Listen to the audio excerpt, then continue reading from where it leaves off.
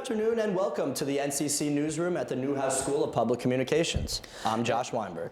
And I'm Alex Eisman. You're watching Democracy in Action, a project of the Broadcast and Digital and the Magazine News and Digital Journalism departments at Syracuse University. This is the first of 5 live streams covering Election Day in Onondaga County. We have reporters at dozens of polling places in central New York watching the 2021 races. Voters will be deciding today on a number of candidates and proposals, but the race with the most significant implications is for who will be the Syracuse mayor. Incumbent independent Ben Walsh squares off against Republican Janet Berman and Democrat Khalid Bey. Walsh seeks his second term as mayor after defeating Juanita Perez Williams in 2017.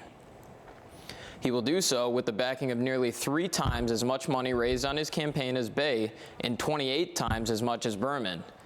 In their most recent debate, they battled over topics such as marijuana laws and new police contracts. Registered voters in Syracuse will have until 9 p.m. to determine the outcome of the race. Throughout the day, our Democracy in Action news reporters will give us updates live from polling places across the region. Allison Turner is at the Jewish Community Center in East Syracuse with our first look at today's elections. Allison?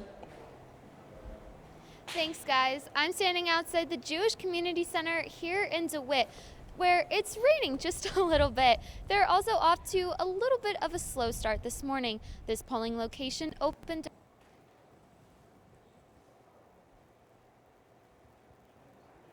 in to cast their votes. However, they are expecting to see this number increase throughout the day, specifically during the lunch hour. They're expecting more people to come in. This polling location will be open until 9 o'clock p.m. tonight.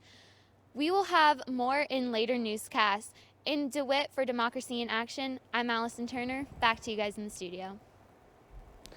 A local church is holding its 72nd annual spaghetti dinner that brings people together on Election Day. Our James Catato is live at Our Lady of Pompeii to tell you how this year will be a little different. James? Thanks, Alex. As you can see behind me, the cars are already starting to line up to get their brown paper bags full of spaghetti and meatballs. The atmosphere is great here at Our Lady of Pompeii Church here in Syracuse. The music's playing, the people are smiling, and even incumbent Mayor Ben Walsh and Democratic candidate Khalid Bey are here kibitzing with the public, socializing with potential voters. When I did talk to with the church priest here, he did say that they're anticipating nearly 2,000 plates of food, and he also said that the candidates would show out, and they did today. And also, this is the second year in a row that drive-through dining has been an option for residents in the city. But now it's a little bit different. From 11 to 6, you can take your meal, and you can have outdoor seating as well. Guys, back to you. With just 9 hours before the polls close in central New York, Onondaga County voters continue to cast their ballots for new candidates and new statewide proposals.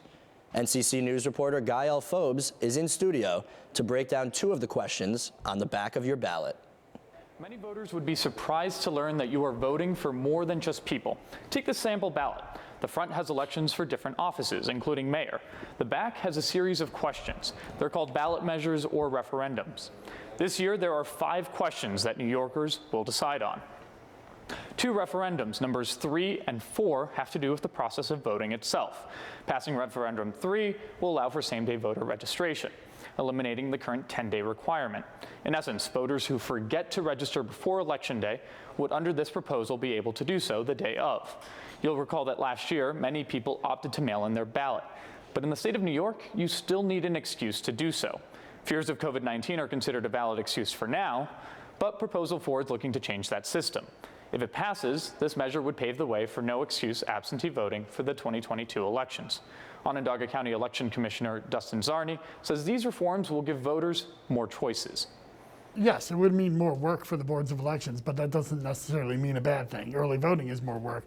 A lot of reforms that are pro-voter reforms means more work for us. What this will do is give options to the voters, and that is something that personally I'm always for, but it's up to the voters to decide whether they want to be for this or not. Voters should be looking for answers to those 5 questions tonight. For Democracy in Action, I'm Guy L. Phobes. Another referendum on this year's ballot covers clean air and water, how one local environmental group is reacting to the proposal. NCC News' Liam Crowley will have the latest this afternoon at 2 o'clock. That's all for this edition of Democracy in Action. From all of us at the Newhouse School of Public Communications, I'm Josh Weinberg. I'm Alex Asman. Our next live stream is at 2 p.m. We'll see you then.